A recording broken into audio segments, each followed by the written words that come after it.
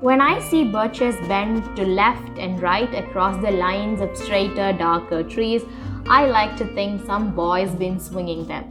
But swinging does not bend them down to stay as ice storms do. Often you must have seen them loaded with ice a sunny winter morning after a rain. They click upon themselves as the breeze rises and turn many-colored as the stir cracks and crazes their enamel. Soon the sun's warmth makes them shed crystal shells, shattering and avalanching on the snow crust. Such heaps of broken glass to sweep away, you'd think the inner dome of heaven had fallen. They are dragged to the withered bracken by the load, and they seem not to break, though once they are bowed so low for long they never right themselves. You may see their trunks arching in the woods years afterwards, trailing their leaves on the ground like girls on hands and knees that throw their hair before them over their heads to dry in the sun.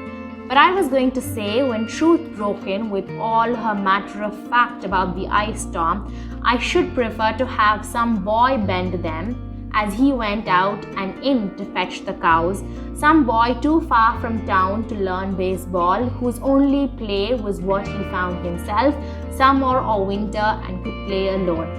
One by one he subdued his father's trees by riding them down over and over again until he took the stiffness out of them, and not one but hung limp, not one was left for him to conquer. He learned all there was to learn about not launching out too soon and so not carrying the tree away clear to the ground. He always kept his poise to the top branches, climbing carefully with the same pains you use to fill a cup up to the brim and even above the brim. Then he flung outward, feet first with a swish, kicking his way down through the air to the ground.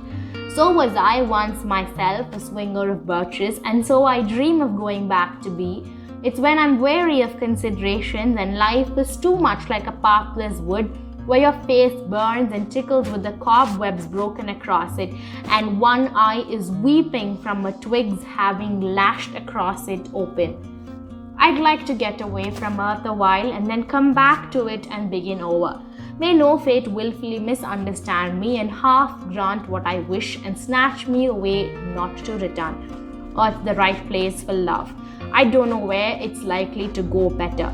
I'd like to go by climbing a birch tree and climb black branches up a snow-white trunk toward heaven till the tree could bear no more, but dipped its top and set me down again. That would be good both going and coming back.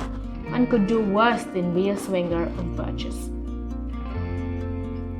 It's a single stanza poem written in 59 lines and in blank verse.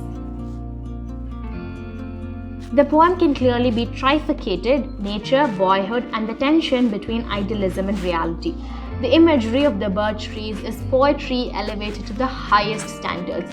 The contrast of the white birches against the darker woods, the ice that settles on the branches and explodes into an avalanche of crystals, the elegant bend of the supple trees to meet the ground, and paints the picture of the perfect, quaint countryside winter.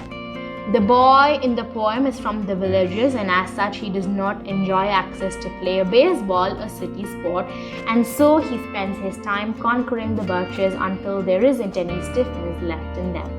Seeing the boy swing the birches with remarkable poise and skill reminds the narrator of his own boyhood experiences and has him longing for the times when life's greatest challenge was holding on to the pinnacle of a limp birch.